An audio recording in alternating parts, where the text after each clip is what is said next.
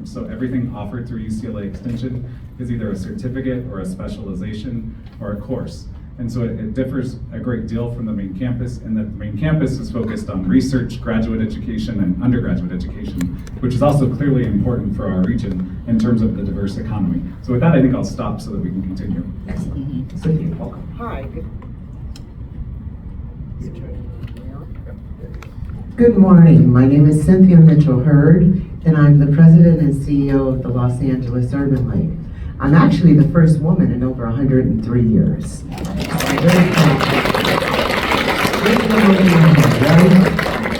So the Los Angeles Urban League is historical. As I said, 103 years. Our goal is economic resilience, workforce development, advocacy, and education, not only for the marginalized communities, but for all communities, but especially for the African American community.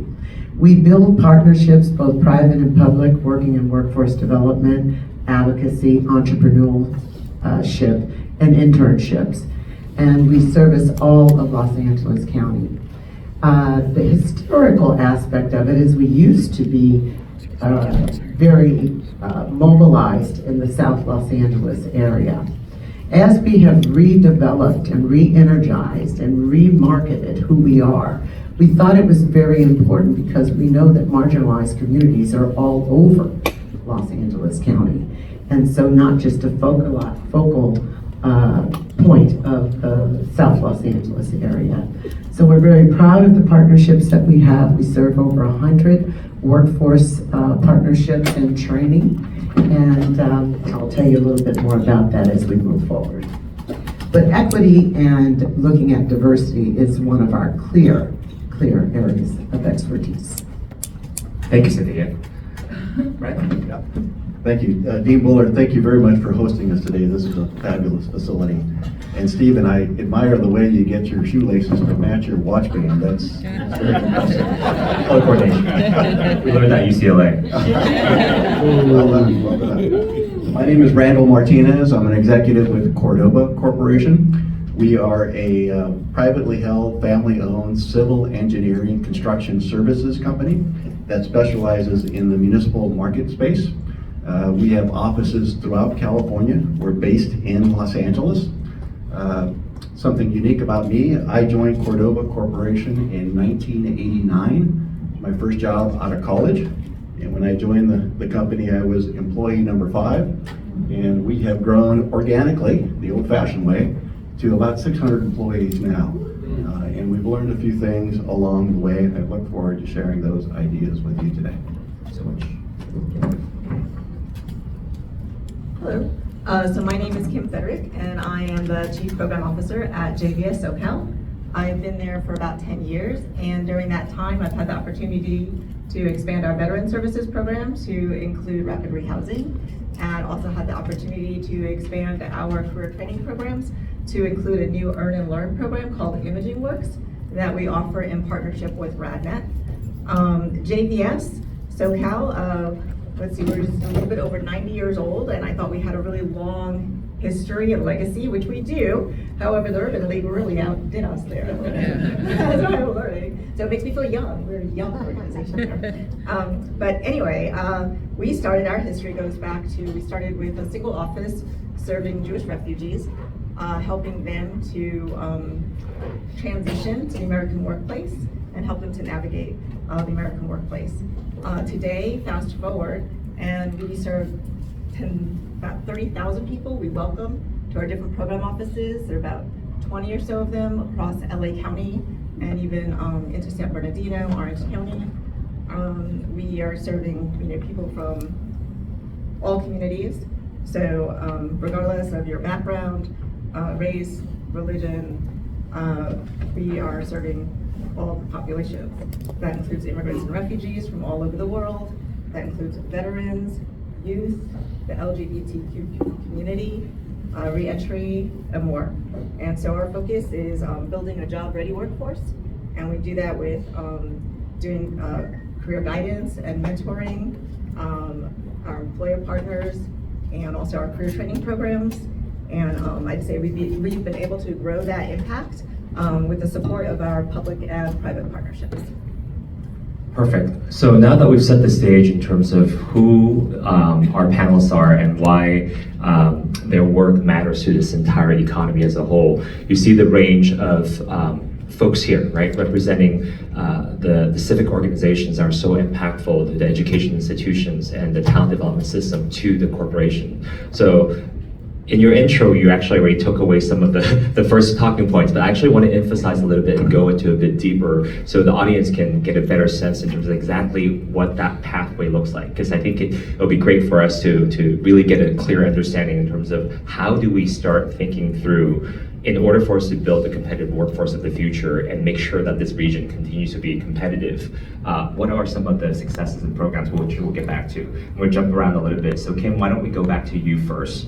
As you're working, as you're talking about the services that JVS SoCal provides, can you give us a bit more context in terms of from your organization's perspective, when it comes to workforce development, where do you want to focus on? How do you create your programs and where do you prioritize your resources?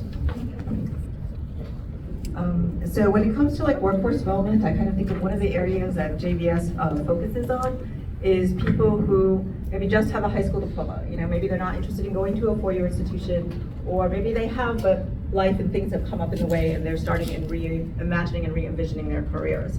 So one of the areas that we work in is our career training programs. And one of the programs that I was talking about is our Imaging Works program. And that is, again, our first, we have several JVS Works career training program, but that program in particular is a learn and earn model. And the way that that came about, just kind of quickly, is that we are already doing a career training program that was preparing people to be patient service reps. That brought us into placing people at RadNet. That was one of the employer partners of many that we started to place people with. And so they got to know a program, they got to know the quality of the people who were being placed at their work site. We had about maybe 40 people that were placed with them. So then we got to know their organization better, they got to know us better, and as they got to know JVS, then they came to us and said, hey, there's a need, we really need to have DEXA certified positions filled. So how can we do this together? And so then from that partnership, then it took us, it's probably a year. This takes time to then work with them. What is it that they need? What kinds of skills are they looking for? What does the certification require? And bringing our team together with their team and really putting our heads together and partnering. And that's been successful. We had our first graduating class in December, and we had 36 graduates, and we had 28 people completed the program, and 23 of those were placed immediately into employment at their sites. So that's just one of the ways. That's great. I'm going to skip over to Cynthia for a sec. Cynthia, Urban League is one of the most important civic organizations throughout Southern California, and under your leadership, as you're mentioning, the focus is not traditional in South LA anymore because LA's diversity is so expansive. Tell us a little bit more about the types of work. We know you have partnerships with Intuit and other folks. Tell us about those programs that are successful in terms of being able to reach the target audience that you're looking for. We're so delighted to have this private-public partnership with Intuit. It was a partnership that we explored about a year and a half ago. And coming from the Los Angeles Urban League, we knew that it was important to continue conversations with corporations. And knowing that corporations needed to expand their base as well across being ethnically diverse. And so when coming to the Los Angeles Urban League, we designed a program that we knew for small businesses. Many small businesses of color don't have all the resources that they need. Some don't have back rooms. And what we mean by back rooms, the accounting. They don't have the clerical support. They do not have the ability to have certain mailers and all kinds of intricate backroom activities. So we partnered with Intuit, about a $500,000 initial investment that would look at 25 small businesses in Los Angeles by which we recruited. And that was very diverse by which we did that. We gave them business counseling. We gave them the full suite of Intuit's hardware and software. as well as giving them at the completion $25,000 to each small business. I am so proud to say that in 9 months, I repeat, 9 months, there was a 19% increase in revenue in this combined services. We now have expanded that to Atlanta and Philadelphia under the governance of the Los Angeles Urban League. So now we have 100 businesses. But it goes to show that when you give businesses, especially businesses of color, an opportunity to raise the bar and to have access, look what can happen. We had 100% graduation rate. And we are now 1.3 million in the 3 cities. And so I'm very proud of that one. I call that my baby. Well, congratulations on that amazing program. As Cynthia was mentioning, I also want to thank LA Urban League for taking the initiative to really focus on the small business sector. A lot of folks don't know that in Los Angeles County, 94% of all our companies in Los Angeles County have less than 20 employees, 94%. And these 94% of companies employ about half of our entire workforce. So when it comes to workforce development, small business is a huge driver that sometimes people don't understand. And so the work that you're doing right now, when partnership with Intuit, is allowing these businesses to continue to expand and grow so they can hire more individuals. So that focus area is so important. Thank you, and that is the program that's going to scale. We're moving into an additional 3 states in July. Excellent. Speaking of partnerships, Eric, can I go back to what you're mentioning, the distinction between UCLA Extension and UCLA? Sometimes people don't know the difference. If you can go into a bit more detail that you mentioned already. But as you're moving forward in terms of the work that UCLA Extension is able to do is the ability to work with organizations and change your curriculum and develop your curriculum in a way that's matching the needs. Can you go into a bit more detail so the audience understands how do we work more closely with UCLA Extension? Yeah, sure, thanks. I've been in this position for just over 5 years, and again, storied history, over 108-year-old institution doing great things for that 108 years. The one thing I think that we do really well, though, is that we have amazing faculty at our main campus, and in some cases they teach in our programs. We're part of the Academic Senate, so we're considered a professional school at UCLA. But the one thing that really distinguishes us is that we hire people that are actually employed full-time in the professions for which we're training them to go into. And so it's really important that we partner with businesses, with industry, to make sure that the voice of business is there. Because we want to hear from you. We want to understand what it is that you need to be successful as either a business owner or somebody that oversees a governmental agency or a nonprofit. And so each of our programs, we have over 100 programs offered through UCLA Extension. Each program is required to have an advisory board. And on these advisory boards, we invite not only CEOs and community leaders, but HR directors and others to participate in the curriculum development process and to make sure that, again, that voice is heard.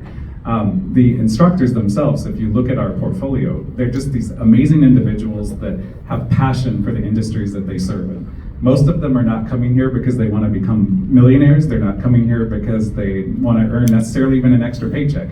They're coming because they want to give back to Los Angeles. And so we're very proud of that fact that if you look across our programs, we have very high completion rates, and then we have these amazing mentors that our students learn from. So that's one major way in which we really differ from the main campus.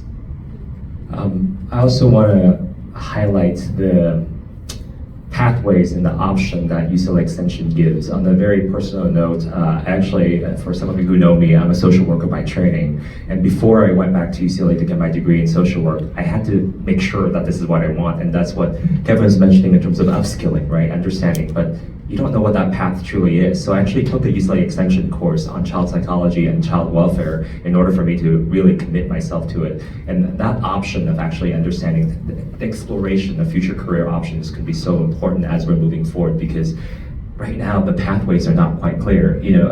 Good for the folks that's like, you know what, I'm gonna be a doctor or gonna be an engineer, that they know their path. But there are many of us who have to test things along the way.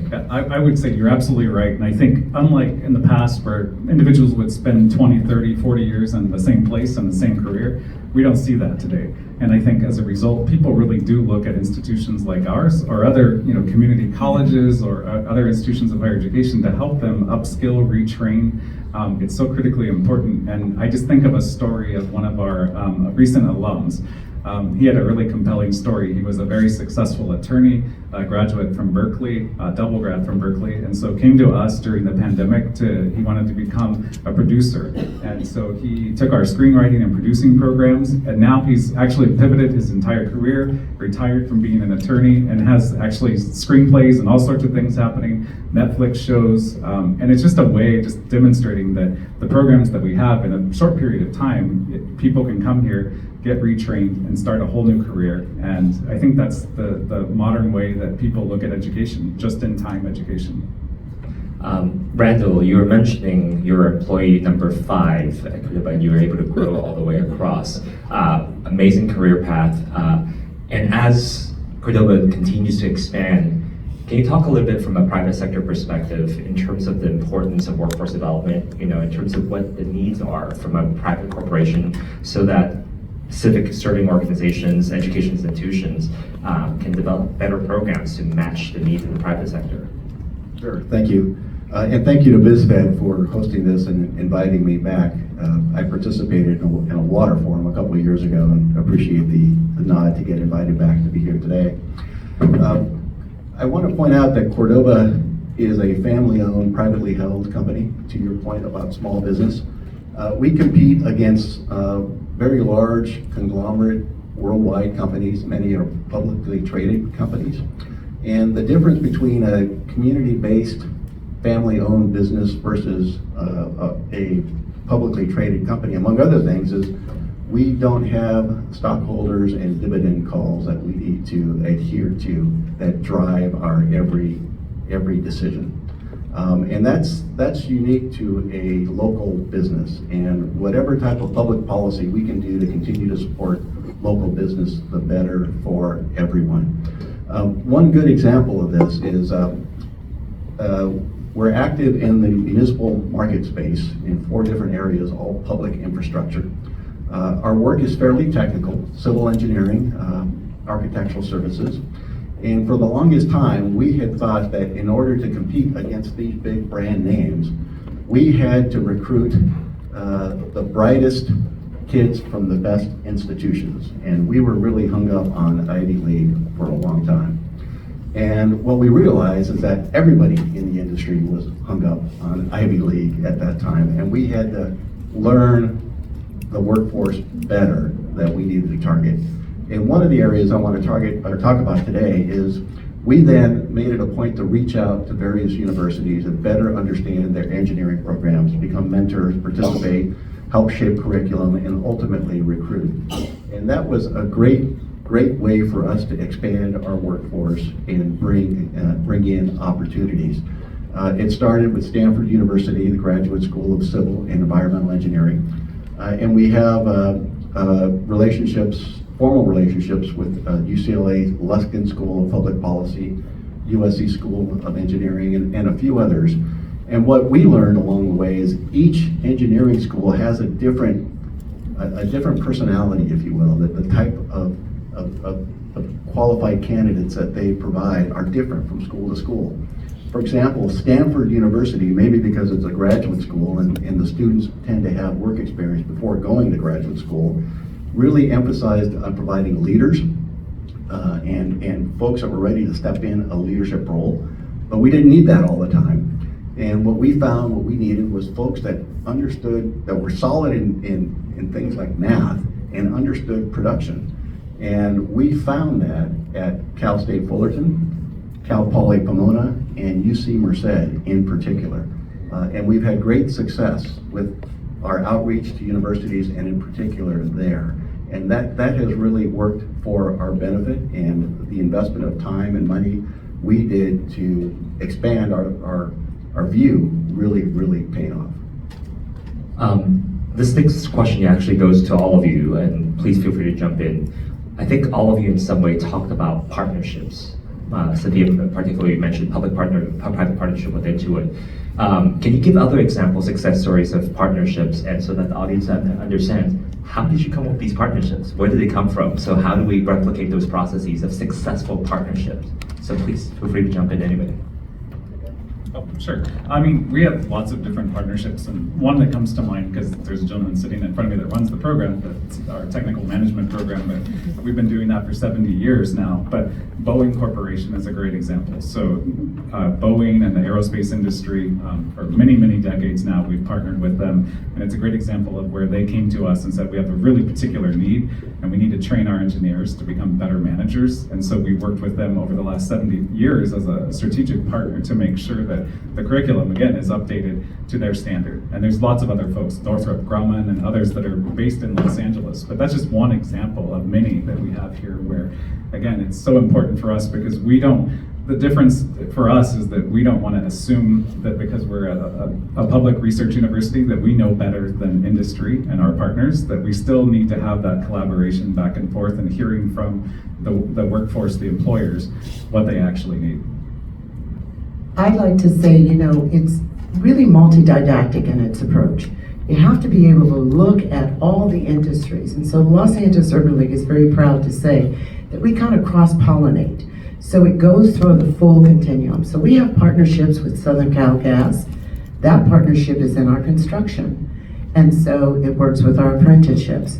We have partnerships with the healthcare, UCLA, although I'm a Trojan. Tech hasn't come on board yet. That's all right, we're here with you. We appreciate that. You got that. And it's a great program. Healthcare, working to train nurses aides and CNAs. We have partnerships with Backstage program that looks at the back room, again, I say the back room of film and the industry of entertainment. So it's with Paramount and CAA, and we work to get folks behind the cameras in what we call below the line positions. And then we have partnerships with Amazon, an opportunity to get kids and internships and see how we can work further with apprenticeships. So we really are very diverse in how we look at partnerships. But I'd like to state also, it's not just about the workforce development. There's a question that he hasn't asked yet, but that will be about grant funding. So we look at these partnerships kind of two-pronged. How can we bridge or build our communities through their funding, give them a win-win with their workforce, and build our communities? So it's really a triad, and that's our approach that we work. So not just merely funding, but partnerships and then building the workforce as well. So it's, again, multi-didactic. Fight on, Cynthia, fight on. That's a Trojan answer. Wait, it's Go Bruin. I'd like to offer a perspective from the private sector. In the private sector, oftentimes we have to look in the mirror to figure out how best to prepare ourselves so that we can ask for collaboration. Yeah. And at Cordova Corporation, we certainly did that. I want to acknowledge two of my colleagues that are here today. They'll be available for questions afterwards. Andra Armstrong and Erica Avina, who run a program that I'd like to highlight. Right around the year 2020, when there was the George Floyd murder and incident, there were many firms and companies and corporations that were making very glossy policy statements about standing against police brutality and embracing diversity and being there for the common man. And we listened to that. We thought, as a firm that operates in the public sector, we needed to do more than just a glossy corporate statement. And keeping in mind that we also wanted to enhance and develop our workforce as well, we decided that the best way to help everybody, including ourselves, was to give people a job, a good paying job. And let's target communities and collaborate with communities within our company, within our network, to figure out how to do that. And one of our employees, she and her husband run a church in a community. And we partnered with her and her church, she's here today, Andra, to help us develop what we call a Pathways program to identify at-risk individuals who might be in community college, not really working towards a degree or a certificate, but at least have shown that initiative. And maybe with a little bit of guidance, direction, mentoring, and a job, we could help them get there and the there could eventually be a long-term employment with Cordova. So we developed a program where we identified and recruited and brought on 10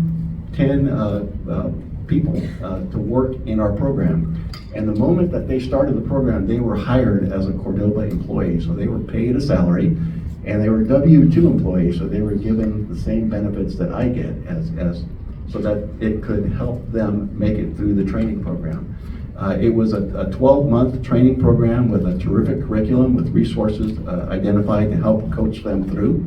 At the end of our first year, 6 successfully graduated and are employed by Cordova. We've since had a second year of cohorts. We had 6, I believe, participate, and all 6 have graduated and are employed by Cordova. And we're about to start our third cohort. And we feel pretty good that we figured this out, that it works. We've invested our retained earnings and we see the investment coming back.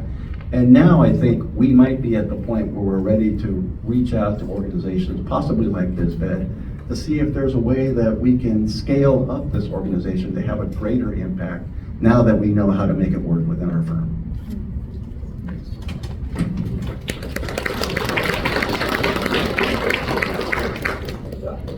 So I would just add in terms of partnerships and how is it that we develop partnerships. One of the things that helps us is that JVS SoCal operates several of the America's Job Centers of California, which is WIOA funds, and it's with the County of Los Angeles and the City of Los Angeles. And through that, we actually can offer, we have business service representatives, they go out into the community, they reach out to the businesses and employer partners to find out what they need, and we help to recruit. We can offer free, job recruitments and job fairs and things of resources to help understand more what they want. So that's one way of kind of getting to know the different employer partners, starting to get to know who they are and what they need. And as we learn more what they need, then sometimes it comes through us. We have proprietary training programs. They work in banking, and that works in healthcare. We have a number of different healthcare-oriented programs. We also have apartment maintenance programs. But we don't limit ourselves just to the proprietary programs that we have. We want to understand what the broader needs are and make those connections to the community colleges or to other training providers. And fortunately, again, through grants, funding, resources, then we're able to make those connections. And that's how we try to bring it all together. It all takes time.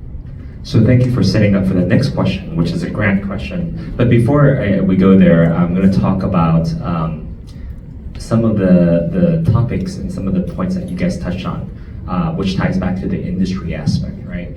As we're looking at funding opportunities and let's be honest, funding challenges that might be coming down.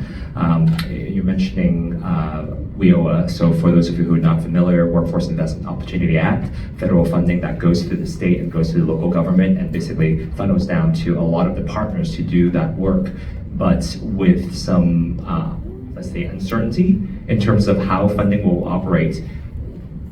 What is the strategy that we should be taking on? What are some of the success stories, but also what are the thinking as we're moving forward in order for us to be able to secure the funding that's necessary for this region? Because look, workforce development training costs money. It's not going to be easy to do, because to identify the workers, to basically match them with potential career paths, and to be able to engage with employers to develop the curriculum, it doesn't come magically. You have to basically have investing with those resources. So again, open to all. Can you jump in a little bit to talk about what are the grant success stories that you guys have seen before? What are some of the challenges, and how do we attack it in the future? Cynthia? Well, I'll start with some of the grant opportunities.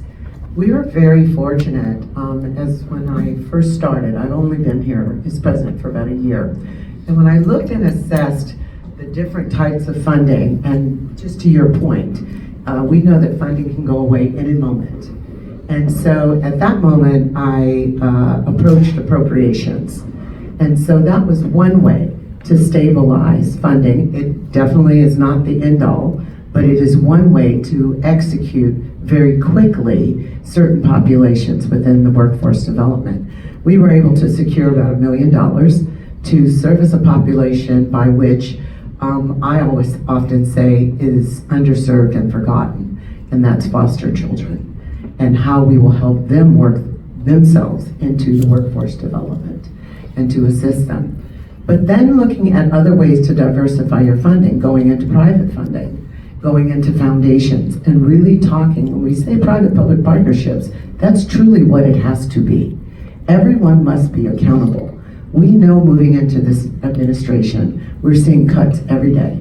And just 2 weeks ago, many of us were scrambling when we opened up and saw that our federal contracts could be immediately canceled. We knew what that meant.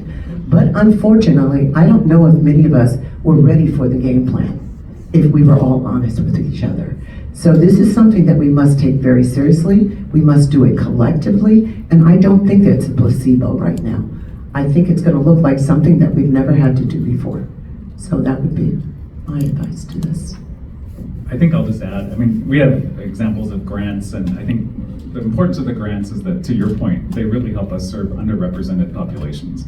And so since I've taken on this role, that's been one of the paramount things that we focused on, is serving more Angelinos and making sure that this public research university that's in Westwood isn't just up on a hill and not accessible to people that live and work in Los Angeles. So that's one important thing. I won't get into all the details of the grants, but something that Stephen, you did years ago that struck me as being really critically important that I think everyone in the room should probably hear, and something that LAEDC does really well, is serve as a convener.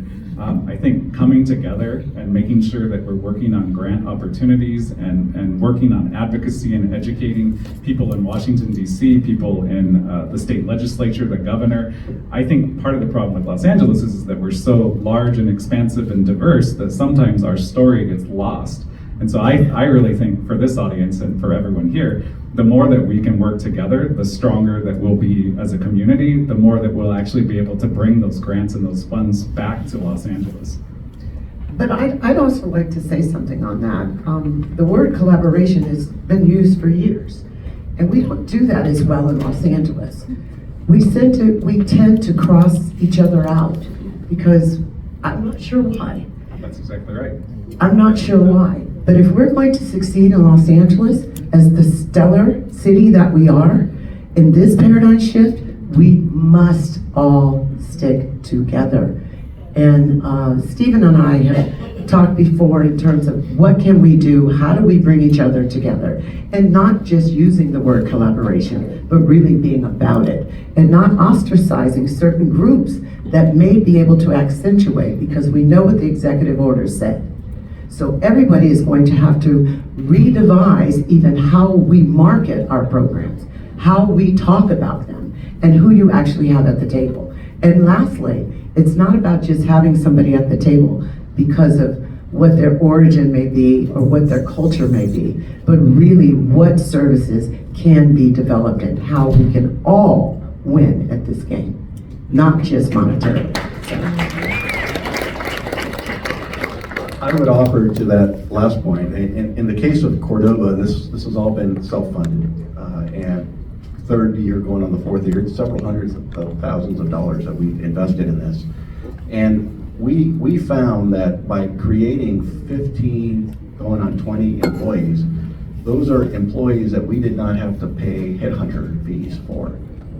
So after a while, there's it makes economic sense.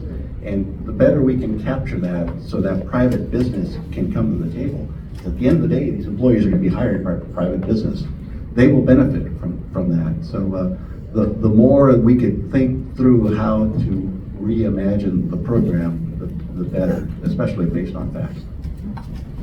Yeah, absolutely. I agree with everything that all of you have said in terms of it's definitely a business decision. You know, the partnership that we have with RadNet is a business decision. The fact that it's an earn and learn is because they need to fill that pipeline. Every time that their machines aren't working, that's costing them money every day. So it's important for them to find a partner to go and do that, fill that skill set.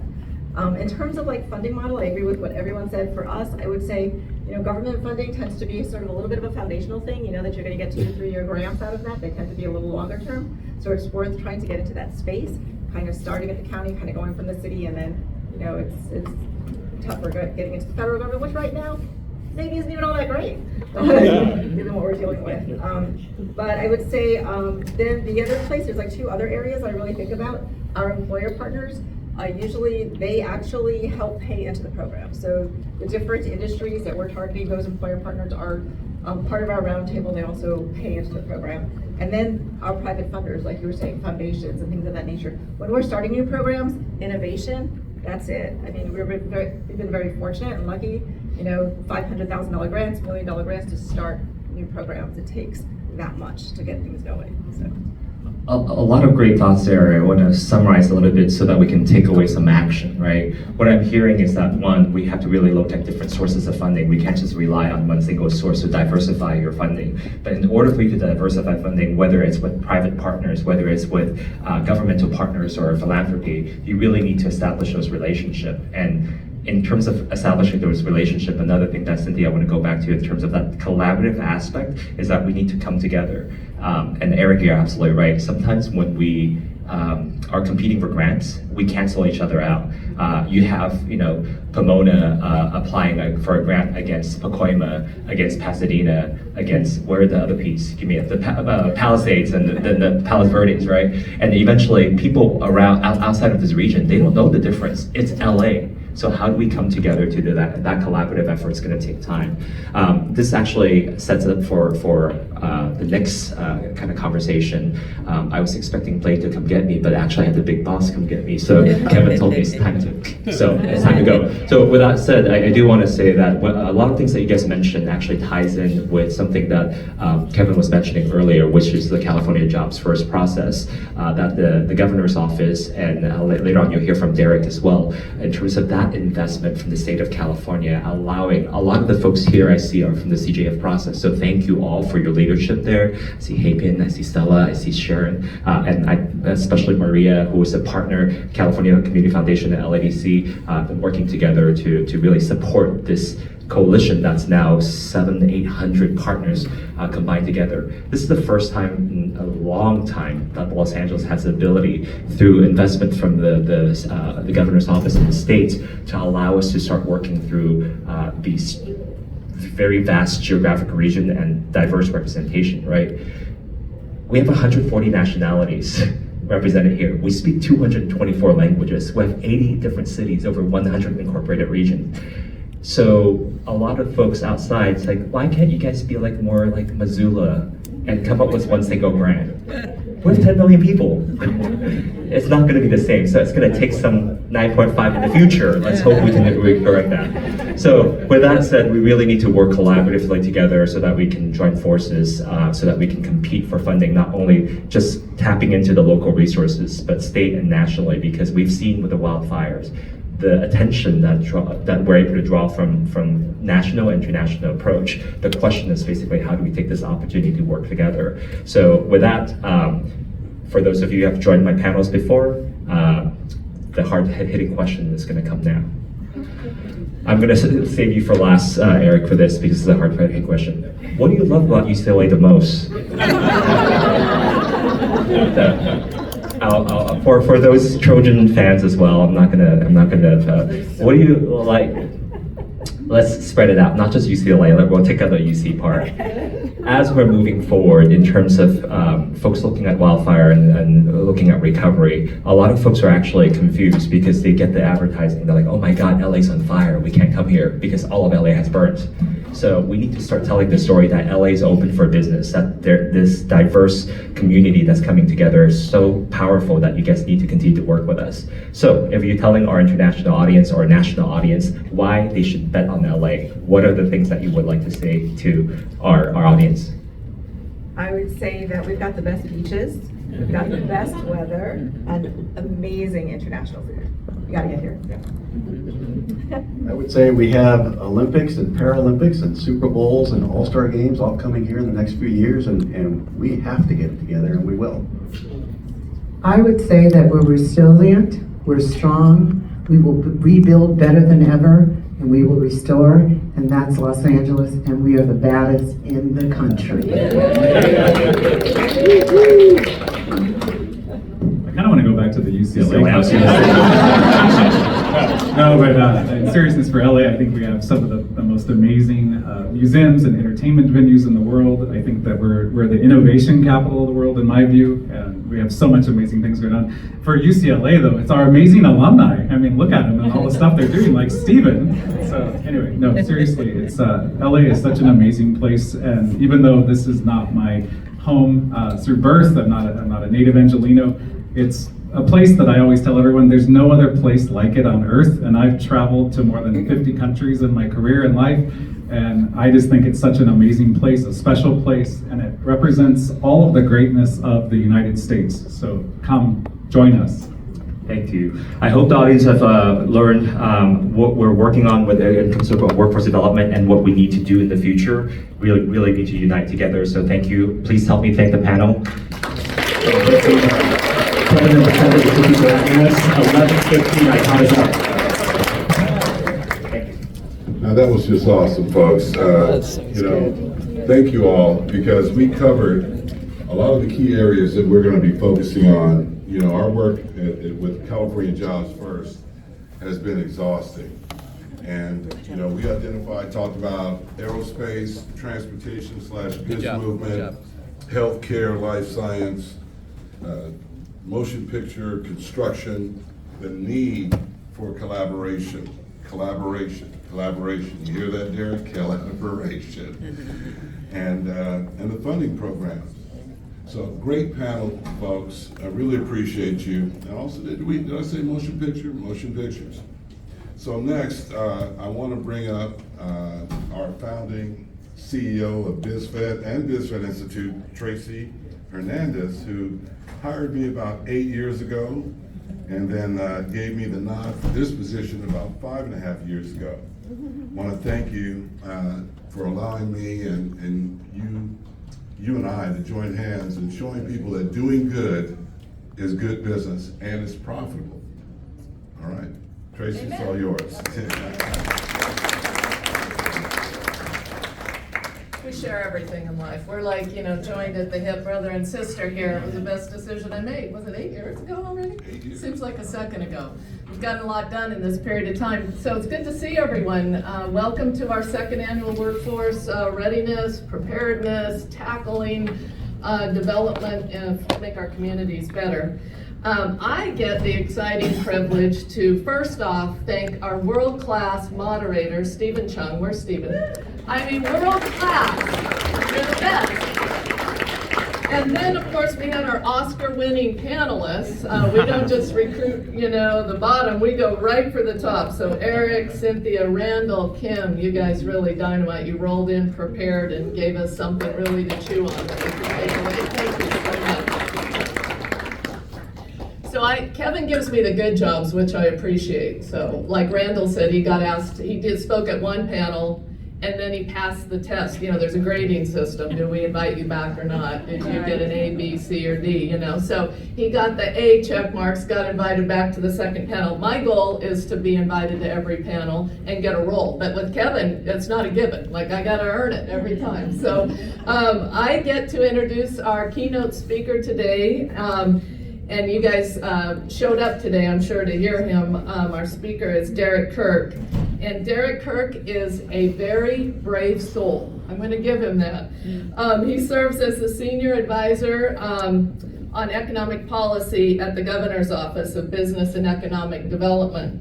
And in this role, that's not for the faint of heart, folks. I'm sure take that in. He's going to tell you a little bit more. But he leads the work of the Governor's California Jobs First Initiative, which you heard Stephen, the panel, Kevin talk about, collaborating across 9 agencies in our state. 9 different agencies. California, we don't make anything simple, but when we tackle it, we're the best in the world. So he's got 9 agencies to bring together, promote economic growth, job creation, build an industrial strategy for, of course, our world's 5th largest economy, almost $4 trillion, California. It is it's mind-blowing. I mean, we're bigger than most, literally all but 4 countries in the world, just California. And so The other thing he took on in this Jobs First initiative is he actually is rolling in here leading one of the largest workforce development project ever. It's about $600 million budget to implement across the state, and many of you are involved in. And so he's always in the hot seat, as you might imagine. When you have that much power, that much instruction, that much funding, and the goals that are to surpass what we've been able to do before, he doesn't put his head in the sand. He doesn't shy away. He always shows up, just like he is here. So that's what I'm super grateful about Derek Kurt, is he makes himself available, and he'll talk to us, to each of you offline, about getting things done. So just a quick reminder, since 2020, including, he's been with the state of California for that time. So what is that, 5 years? Yeah, we're at 2025, right? Okay. So in that short period of time, though, you can see the work that he's already leading. But prior to joining the Newsom administration, Derek lived and worked, and I love this because he's true Californian. So lived and worked in the San Joaquin Valley, Tulare County in particular, the southern border in California, Orange County, the Central Coast. And so that is quite a diverse range of California that gives him that lived experience, that first person in his tiny few years being on this earth. So I really appreciate all that he does to support our local and regional communities, business leaders, government agencies, and our economic development efforts. He currently lives in the mighty town of Sacramento, the seat of the heat in California, making it work, and he flew down today to be with us. Derek Kurt.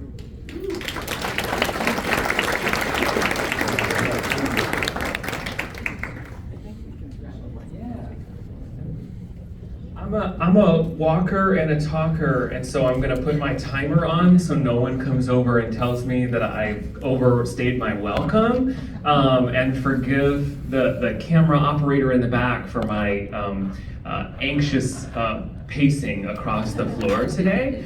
It's a privilege to be with you. I thank you so much for the introduction. I am a very proud Californian. This is my home. My parents now live in Missoula, believe it or not, and it's cool. It's not California. I remind my dad almost every day that he's missing out on all that California has to offer now. But have lived and worked up and down the state. I have never lived and worked within the borders of Los Angeles, so forgive me for that. However, my claim to fame in LA is that my wife grew up in Burbank, and we are here often visiting our family, and love this community and this county, and our hearts have been with you over the last several months as you all have braced this incredible disaster. Unlike any that we really have ever seen. So I want to start today, though. I'm a context person. I like for you to know who I am, just as I wish that I could have an independent conversation with each of you in this moment. And again, I'm happy to offline. I grew up in the central San Joaquin Valley. I grew up in Tulare County, in a small city, the city of Porterville, at the base of the foothills in the Sequoia National Forest. I spent high school living in a home that was in an orange grove, right? Like, I am the valley is me in every circumstance imaginable. And I don't know if it's like this in LA, but in the valley, when you get ready to go to high school, there's a lot of competition between which high school you're gonna pick and where you're gonna go. And when I was 13, I was faced with this daunting task of picking between high schools, one of which my mom had gone to and the other of which my dad had gone to. And these are rival high schools in my hometown of Porterville, California. And as a 13-year-old filled with a vast amount of anxiety of disappointing one of his parents or the other, I jumped at the opportunity when the local school district made a decision to create a new high school and to really focus in and build this new Magnet Academy that was foundationally built on this idea of work-based learning. I am not a traditional classroom student. I hope I get an A today and get invited back. I did not get A's in primary school and high school. And so this idea of going to a school that was going to connect everything that I was learning with work opportunities in local businesses in the city of Porterville was super fascinating to me.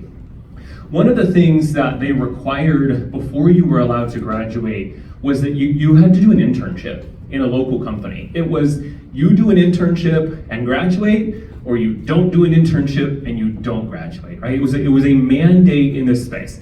A rather difficult task in a town of 65,000 people to send a couple of hundred kids into an internship into companies that had never done this before.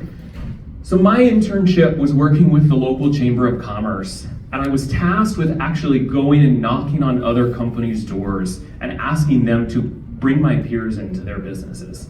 I was tasked with going to the networking events and going to city council meetings and participating in the business community and saying, we need you to offer additional opportunities for my peers.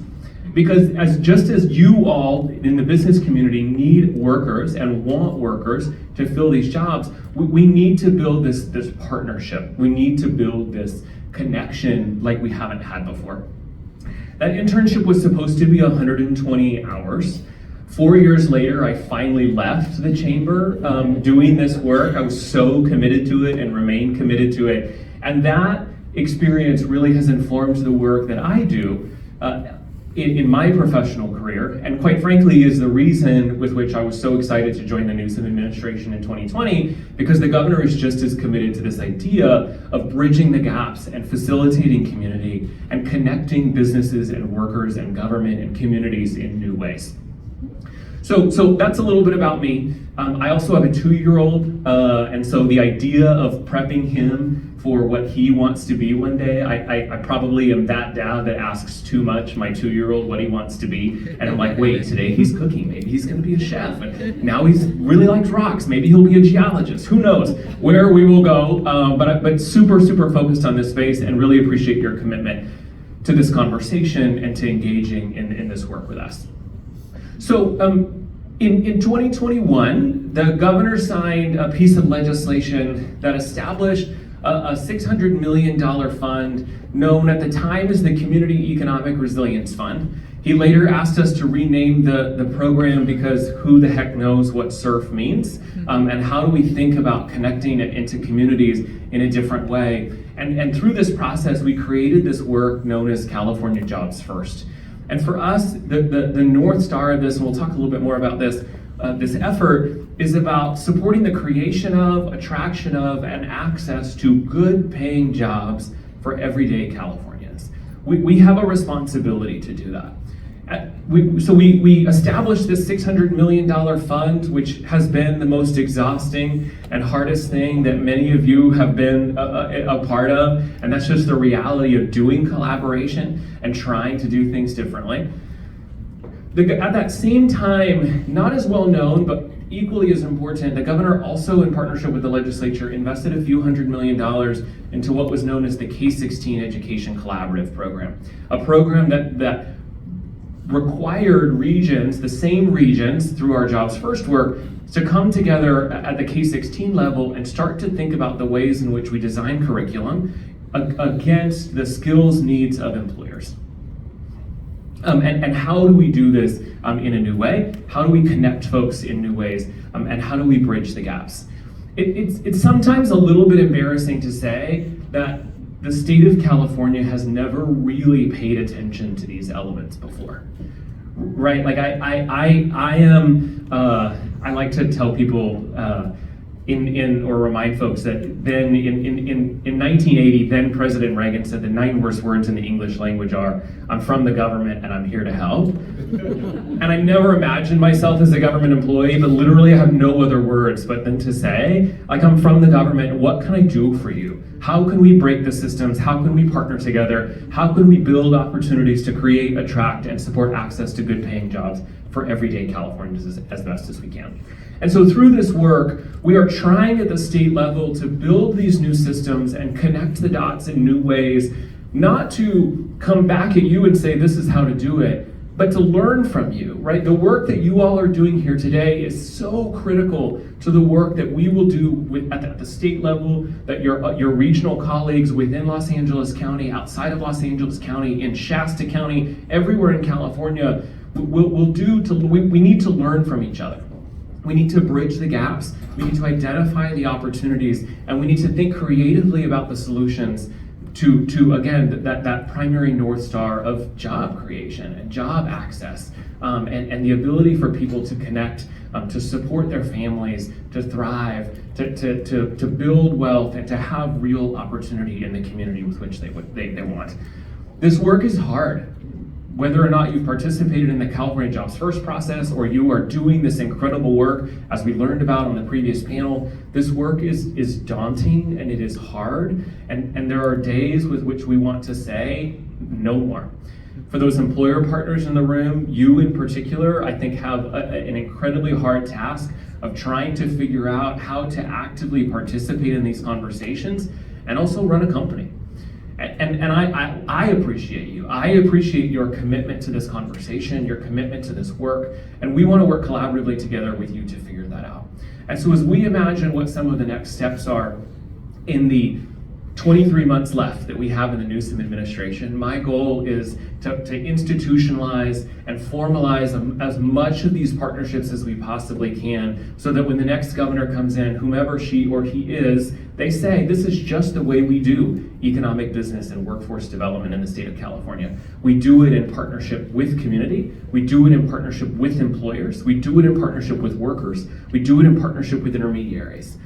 And so we're collaborating together. We've identified our strategic sectors. We know where LA's focus is through this Jobs First process. The next step for us is partnering with all of you to start to learn the best practices that all of you through Grid Alternatives and JVS and the Urban League and others have built on, to start doing some skills mapping with our partners at the Workforce Development Board at the state level and at the regional and local level, and imagining the ways that we can collaborate together to start to design real investments and pathways and education and training opportunities with all of you for everyday Californians. It is one of those philosophical conversations that at the state level, it's so easy to go off on the policy tangents of what we could do and how we could do it. And what I want you all to know is that while you are here today for the second year in a row having this conversation about workforce development, I want to end with thank you. Thank you for your commitment to this conversation. And I want you to know that there are people in the mighty place of Sacramento, in our ivory towers, that have your back, that want to learn from you, that want to partner with you, that want to ideate and implement policies and programs that are going to have that are going to make a difference for your neighbors, because they're our neighbors too. We're Californians, and we owe it to ourselves to collaborate and to do this together. So thank you for your commitment. We look forward to continuing the partnership over the next 23 months and navigating together how we can institutionalize and formalize this work so that, again, it's just deeply embedded in what we do as Californians. Thank you.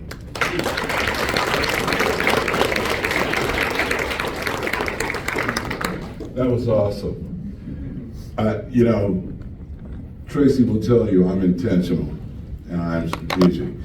Derek's organization is going to be on the decision-making committee. I'm going to put you out there, Derek. You got to stay around. That I'm always in the hot seat. That's totally true. It's very hot. There is a big grant opportunity called the Implementation Project, and his organization is going to be making decisions and analyzing the proposals and the applications on that. Multi-million-dollar. And it's not about equal decision. The proposals will be evaluated based on merit. So all of you folks that are in here, pay attention. This is an opportunity.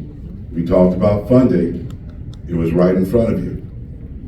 Next thing I'd like to, just real quick, all the members of the California Jobs First effort, I want you to stand up so you guys see who's in the room. Stand up. Be recognized. Come on.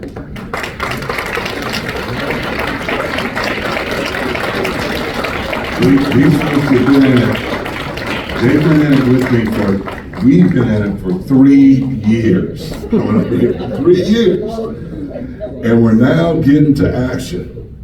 Huh, Jermaine? Jermaine's VP of Workforce Development and Strategic Initiatives for LAEDC. So a lot of folks, Kelly here that I'm getting ready to introduce, Sharon and Stella, all the other folks, hey Penn, all the other folks in here, right? If I missed anyone, my apologies, I'm looking. But anyway, this is the time. So when this is over, we're gonna move to the breakout sessions. You can't leave, because if you've had questions, all these panelists are gonna stay around and they're gonna get those questions answered. And we need to do it crisply, okay? Because we don't get Sacramento to come down very often. You guys have proven that there is no stereotype when it comes to LA. We collaborate, we work together. As my adult offspring say, we stand on business, okay?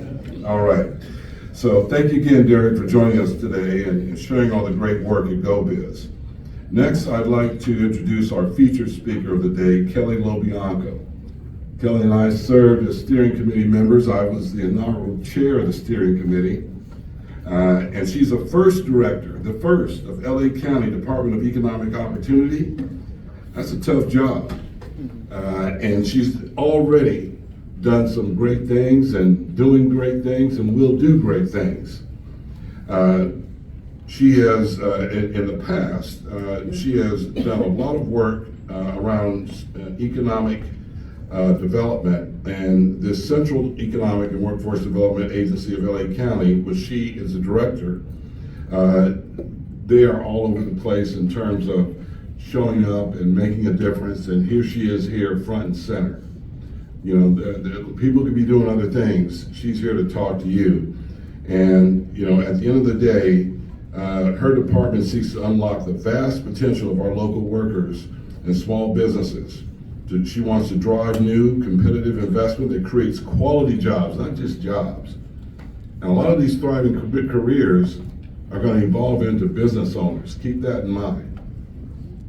So she wants to make sure that we have competitive investment in career pathways and diverse talent pipelines that support economic security and mobility for all our residents, and collectively build an equitable economy poised for inclusive and sustainable growth.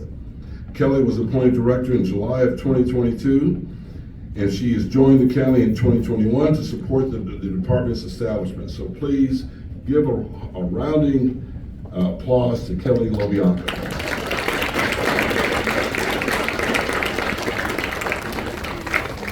All right, thank you, Kevin. I appreciate it. Kevin has been doing an amazing job at BizFed Institute, but also we very much appreciate your work for California Jobs First. As you just heard, I'm Kelly Lobianco, Director of the LA County Department of Economic Opportunity. So glad to see so many friendly faces in the room. You know, unlike Derek, I knew I wanted to do workforce development from when I was 2 years old. Just kidding. Nobody really knew what that was.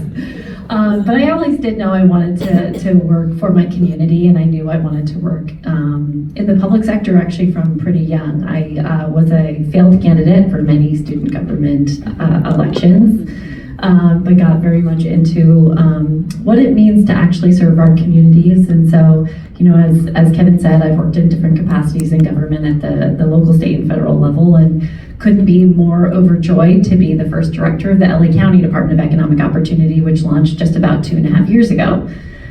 It's an interesting time, 2025. I'm glad to see you all here, weathering what has been a devastating past 6 weeks. And so really happy to see you all here. My heart is with you and your communities, because I know either you or those that you know closely are impacted. And that's gonna be the case for a long time, and we're here for you. The department started in a different crisis. We launched as we were recovering from the COVID-19 pandemic. The Board of Supervisors who created us knew that they needed to build back, and they needed to build back better. And we didn't have a central economic development agency at that time within the county government. And so they took the leap. They centralized economic and workforce development under one roof into this brand new department. And we've been rolling ever since. So when it comes to workforce development, we always have known that job seekers, our workers, are one of our primary customers. We're here to serve workers. We're here to serve small businesses and major industries and our communities. And as Kevin said, to drive inclusive and sustainable growth in the region. That's our call to action by the Board of Supervisors. That's why I wake up every morning with my hardworking team of 200. Shout out to Asitra right here in the back. And we're here to really inspire a thriving community for everybody. And so in COVID, we're grateful for taking part in what was a $2 billion investment by the federal government at that time in the recovery of LA County. Our department was responsible for $161 or so million of that. So right off the bat, we worked with many folks in this room to launch our Safer at Work campaign to ensure that our businesses and their workforce had access to the latest public health information and PPE and COVID test kits. We supported thousands of folks through our American Job Centers of California in connecting to rapid reemployment, to paid training and transitional work while they got back on their feet.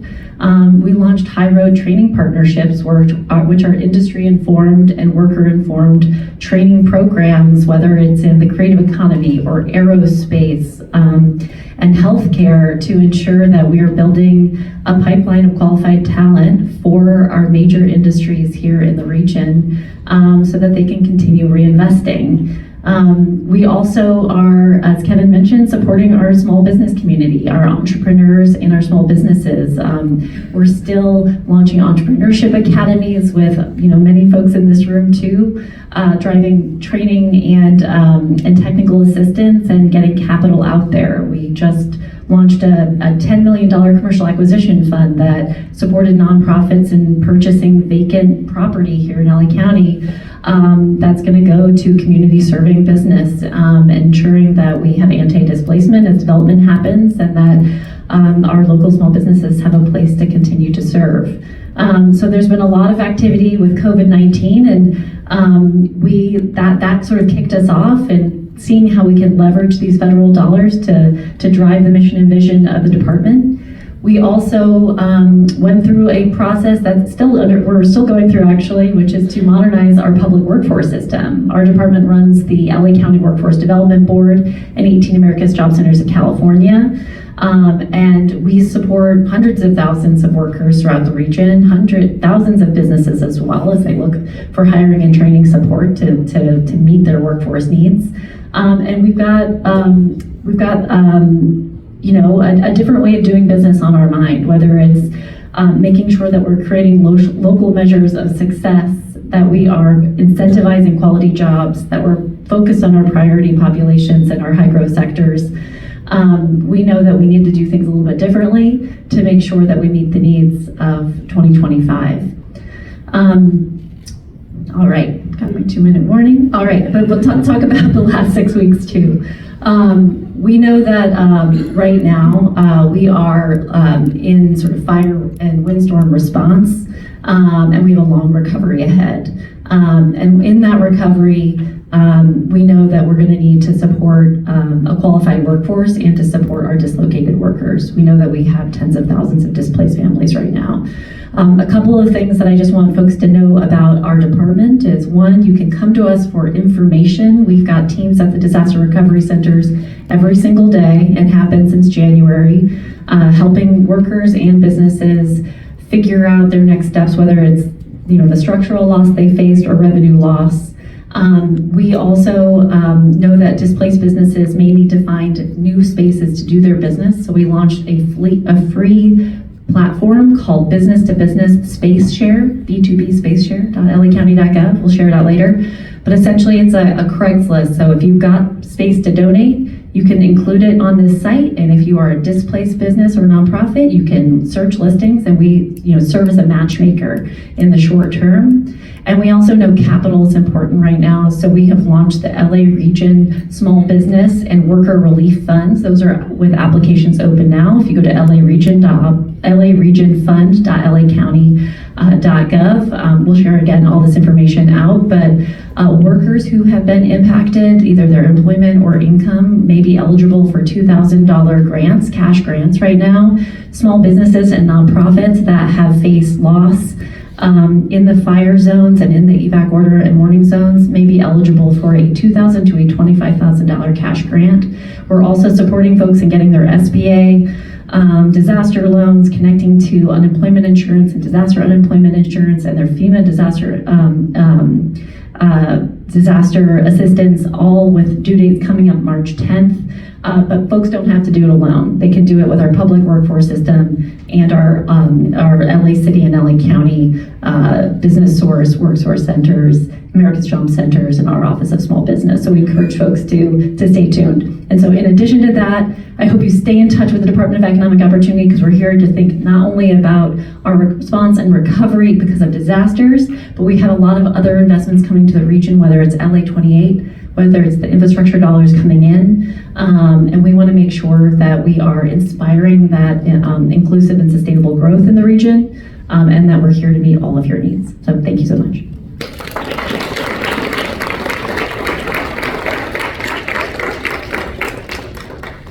Thank you, Kelly, and thank you for giving her a great applause. Next, folks, before we go further, it's really important, again, that you engage in this next process. We haven't let you ask questions for a reason, because we wanted to keep you here. And if you stay through this process, there's going to be a nice lunch waiting for you, okay? All right, is that incentive? Okay, so what we're going to do next is all the panelists, I want you to stay here with me, and we're going to go into breakout sessions. See, this isn't just about people talking at you and leaving. We want to make this experiential. One of my board members, stand up, Ruth Dreisendose.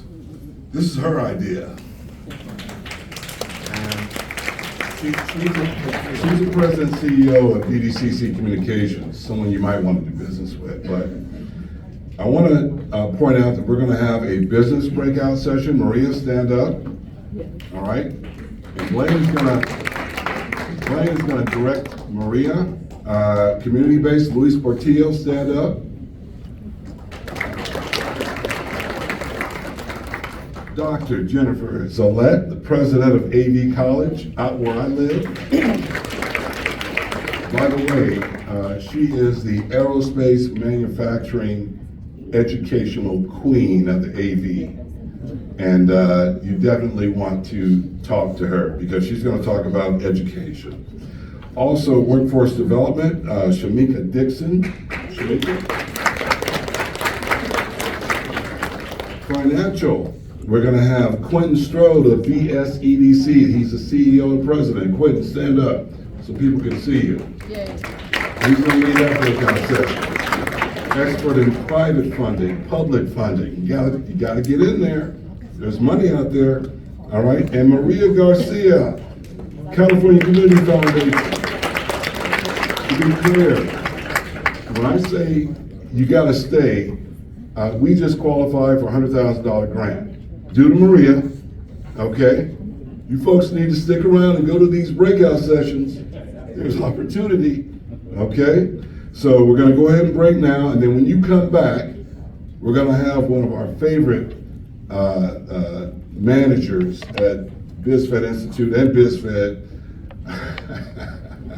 Yes, and she's a little shy, but she's not shy for real.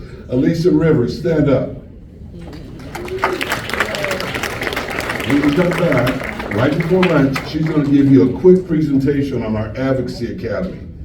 And this is how it makes it easy for you to learn how, aside from what you've heard today, learn how to educate your employees and educate yourselves on workforce development and how it's being done. She won us $1 million grant last summer. That young lady right there.